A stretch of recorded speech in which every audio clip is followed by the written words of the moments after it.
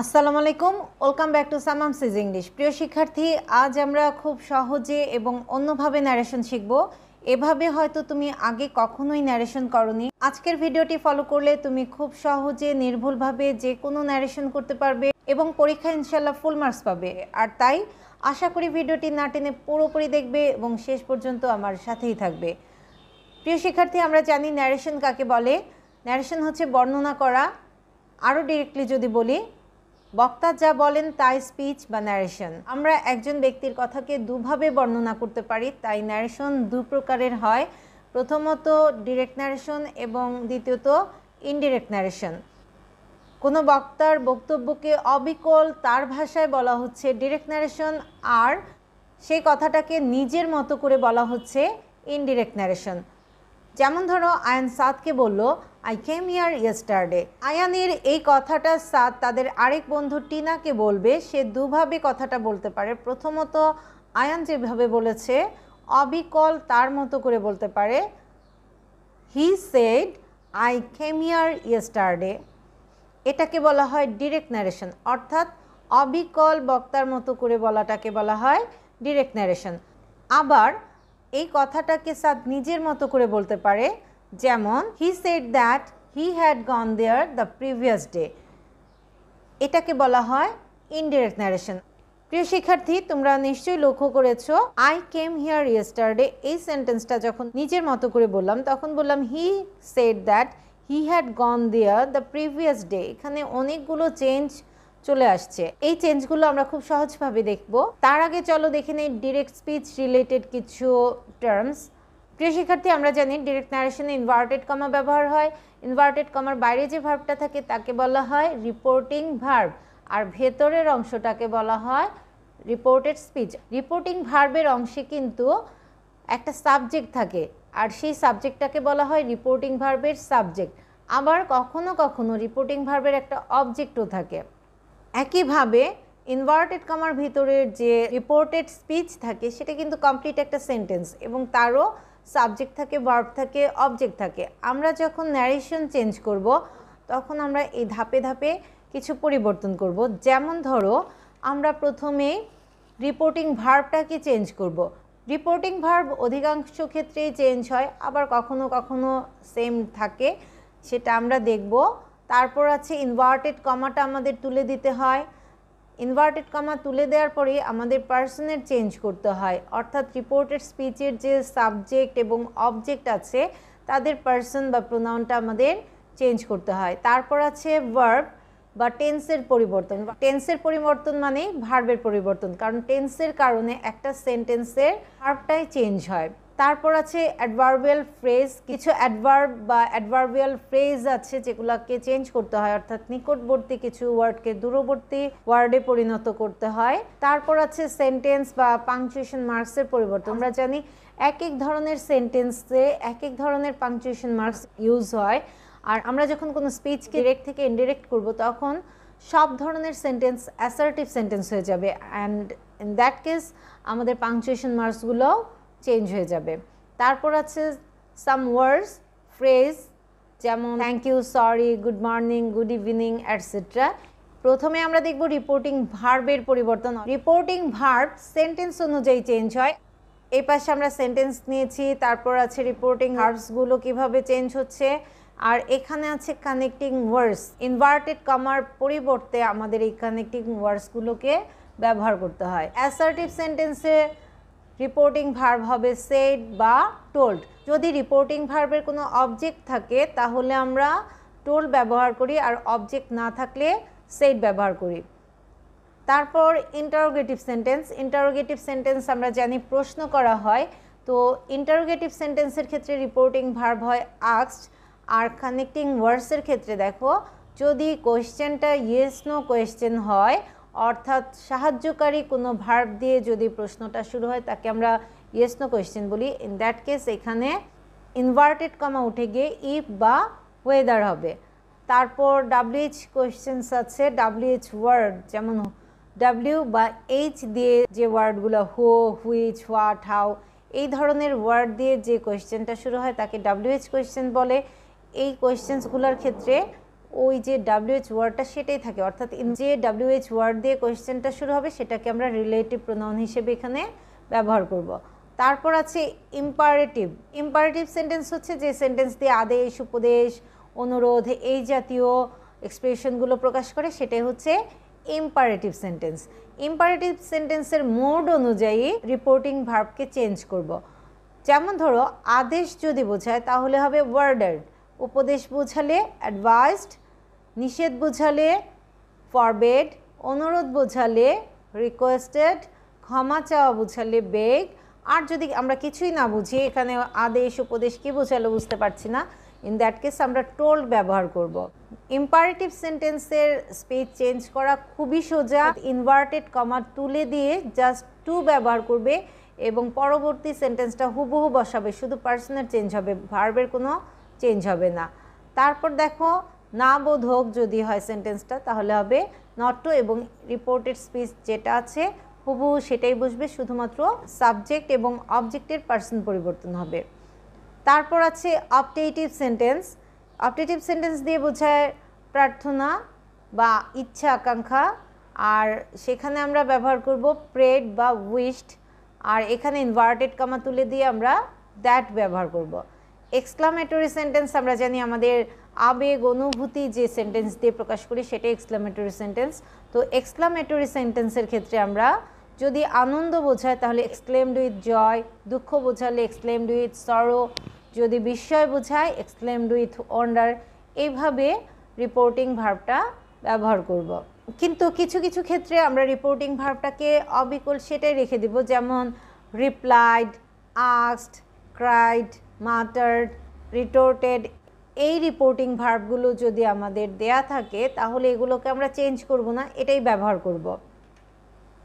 এখন আমরা পার্সন পরিবর্তন দেখব। পার্সনের পরিবর্তনটা আমরা কিভাবে করি? আমরা জানি পার্সন 3 রকমের হয়, first person, second person, third person. আমি বা আমরা হচ্ছে ফার্স্ট পার্সন, তুমি বা তোমরা সেকেন্ড পার্সন, হি, শি, দে বা আমি তুমি ছাড়া যা আছে সবাই হচ্ছে third person.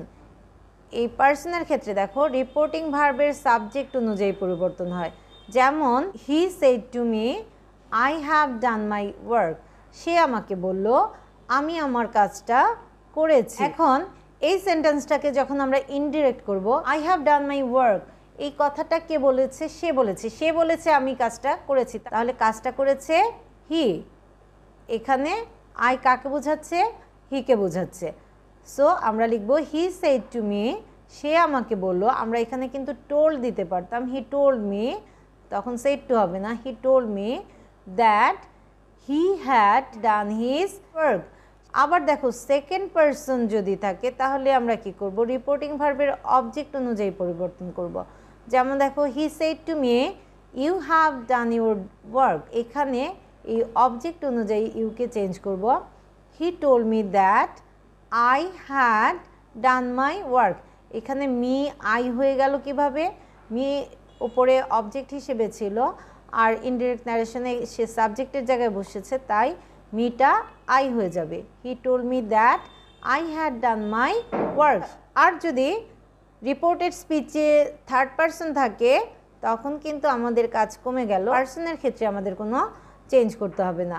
He said to me he has done his work, তাহলে হি টোল্ড মি দ্যাট, সে আমাকে বলল যে he had done his work, সে তার কাজটা করেছে। তাহলে এই হি আর এই হি একই ব্যক্তিকে বোঝাচ্ছে। প্রিয় শিক্ষার্থী, এখন আমরা ভার্বের পরিবর্তন দেখব। টেন্স ডিটেইলে দেখার আগে ভার্বের চার্টটা যদি আমরা দেখি তাহলে আমাদের খুব সহজে শেখা হবে এবং অনেক দিন মনে থাকবে। তো ভার্বটাকে আমরা কিভাবে পরিবর্তন করব? ডিরেক্ট ন্যারেশনের অ্যাম বা ইজ ইনডাইরেক্ট ন্যারেশনে ওয়াজ হয়ে যায়। যদি আর থাকে সেটাকে আমরা ওয়ার করব, আর যদি ওয়ার থাকে তাহলে করব হ্যাড বিন।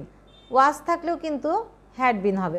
আবার যদি ডিরেক্ট ন্যারেশনে হ্যাভ বা হ্যাজ থাকে সেটা ইনডিরেক্ট ন্যারেশনে হ্যাড হবে। আমরা টেন্স যদি নাও বুঝি ভার্বটাকে সরাসরি এভাবে বসাতে পারি।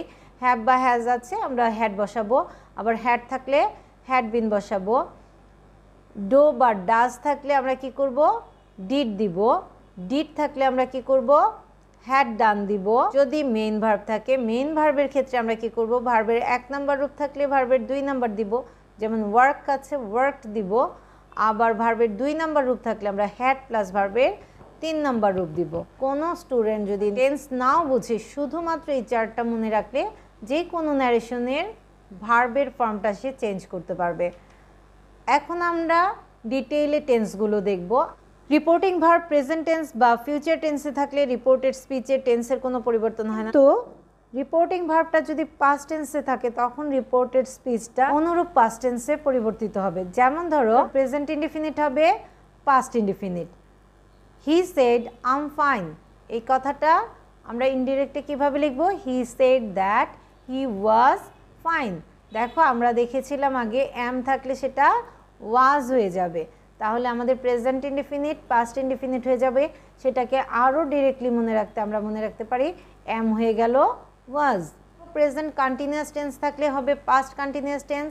হি said am joking, he said that he was joking. Present perfect tense হয়ে যাবে past perfect tense. He said I have done the work. আমরা এটাকে ইনডিরেক্ট কিভাবে করব? He said that he had done the work. এখানে আমরা যেহেতু সাবজেক্টটা আই আছে অর্থাৎ ফার্স্ট পারসন আছে, তাহলে রিপোর্টিং ভার্বের সাবজেক্ট অনুযায়ী লিখেছি he. He said that he had done the work. এখানে দ্যাটও দেওয়া যাবে, he had done that work. Present perfect continuous tense যদি থাকে সেটা হয়ে যাবে পাস্ট পারফেক্ট কন্টিনিউয়াস টেন্স। যেমন he said I have been doing the work since morning. এটাকে আমরা ইনডিরেক্ট করব কিভাবে? He said that he had been doing the work since morning, সে সকাল থেকে কাজটা করছিল। তাহলে প্রেজেন্ট ইনডিফিনিট হচ্ছে past indefinite, present continuous past continuous, present perfect past perfect, present perfect continuous হয়ে যাবে পাস্ট পারফেক্ট কন্টিনিউয়াস। এই তো গেল প্রেজেন্ট টেন্স। পাস্ট টেন্সগুলো কিভাবে চেঞ্জ হবে? পাস্ট ইনডিফিনিট টেন্স যদি থাকে সেটা হয়ে যাবে past perfect tense. He said I did the work. আমরা আগেই জেনেছি যে ডিড যদি থাকে অর্থাৎ ভার্বের পাস্ট ফর্ম থাকলে সেটা হ্যাড প্লাস ভার্বের পাস্ট পার্টিসিপল ফর্ম দিতে হবে। আমরা ডিডের পরিবর্তে হ্যাড ডান দিব, তাহলে পাস্ট ইনডিফিনিট হয়ে গেল past perfect. He said I did the work, সে বলেছে আমি কাজটা করেছিলাম। He said that he had done the work, সে বলেছে সে কাজটা করেছে। Past continuous, he said I was reading a book, সে বলেছিল আমি একটি বই পড়ছিলাম। He said that he had been reading a book for 2 hours, সে বলল যে সে 2 ঘন্টা ধরে একটি বই পড়ছিল। পাস্ট পারফেক্ট টেন্স যদি থাকে তাহলে তার কোনো পরিবর্তন হবে না। He said I had gone there, এটাকে আমরা একইভাবে বলবো he said that he had gone there. অর্থাৎ এখানে আমরা শুধু পারসন চেঞ্জ করেছি, আই হয়ে গেছে হি। আবার ধরো পাস্ট পারফেক্ট কন্টিনিউয়াস টেন্স, এখানে কোনো পরিবর্তন হবে না। He said I had been reading a book for 2 hours, সে আগের মতো বলবো he said that he had been reading a book for 2 hours। Future tense যদি থাকে প্রিয় শিক্ষার্থী তাহলে আমরা কি করব? ফিউচার ইন দ্য পাস্ট করব। হি সেড টু মি, সে আমাকে বলেছিল আই শ্যাল হেল্প ইউ, আমি তোমাকে সাহায্য করব। He said to me that he would help me, তাহলে শ্যাল হয়ে যাবে উড। এখানে আয়ের সাথে শ্যাল বসেছে, এটা পাস্ট টেন্সে শুড হওয়ার কথা ছিল। আমরা উড কেন দিলাম প্রিয় শিক্ষার্থী? কারণ হচ্ছে এখানে আমরা পারসন চেঞ্জ করেছি, অর্থাৎ হির সাথে শুড বসবে না, হির সাথে বসবে উড। আর তাই পারসন এবং টেন্স অনুযায়ী এখানে আমরা উড ব্যবহার করলাম। এখন আমরা দেখব কিভাবে মডেলে অক্সিলারি ভার্ব চেঞ্জ করতে হয়। এটা তোমরা সবাই খুব সহজে পারো। শ্যাল হয়ে যায় শুড, উইল হয়ে যাবে উড, মে হয়ে যাবে মাইট, মাস্ট হয়ে যাবে হ্যাড টু। মাস্টের পরিবর্তনটা 2 রকমের হয়। যদি স্বাভাবিকভাবে কোনো কিছু অবশ্যই করতে হবে এরকম বোঝায় তাহলে হ্যাড টু হয়, কিন্তু চিরকালীন বাধ্যবাধকতা বোঝালে মাস্ট কোনো চেঞ্জ হয় না। যেমন ধরো he said we must submit to our destiny, আমাদেরকে অবশ্যই আমাদের ভাগ্যের কাছে আত্মসমর্পণ করতে হবে। এটা আমাদের চিরকালীন বাধ্যবাধকতা, এর কোনো বিকল্প আমরা করতে পারবো না। আর তাই এটাকে আমরা চেঞ্জ না করে বলবো he said that we must submit to our destiny. Should দিয়ে যদি উচিত বোঝায় তাহলে শুড চেঞ্জ হবে না, কিন্তু যদি ফিউচার ইন দ্য পাস্ট হিসেবে শুড বসে তাহলে পার্সন অনুযায়ী চেঞ্জ হবে। আর যদি would, could, might, use to, ought to থাকে সেখানে কোনো পরিবর্তন হবে না। এখন আমরা দেখব কিভাবে কাছের শব্দগুলো দূরের শব্দ হয়ে যায়, অর্থাৎ নিকটবর্তী শব্দকে দূরবর্তী শব্দে পরিণত করা। যেমন দিস হয়ে যাবে দ্যাট, দিস হয়ে যাবে দোজ, হিয়ার হয়ে যাবে দেয়ার, come, go, ago, before, now, then, today, that day, tonight, that night, tomorrow, the next day বা the following day, yesterday, the previous day, last night, the previous night, অর্থাৎ last থাকলে previous হবে, last month হবে the previous month, last year থাকলে হবে the previous year, এভাবে last week থাকলে the previous week, next week থাকলে the following week, next month থাকলে the following month, next year থাকলে দি ফলোয়িং ইয়ার। রিপোর্টিং ভার্বের subject হিসেবে যদি ওই থাকে সেক্ষেত্রে আমরা অনেক সময় কনফিউজড হয়ে যাই।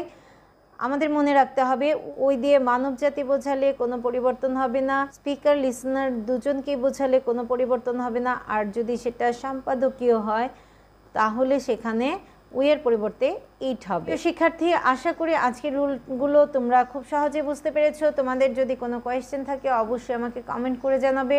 নেক্সট ভিডিওতে আমরা ইনশাল্লাহ প্যাসেজ ন্যারেশন শিখবো। টিল দেন, আল্লাহ হাফেজ।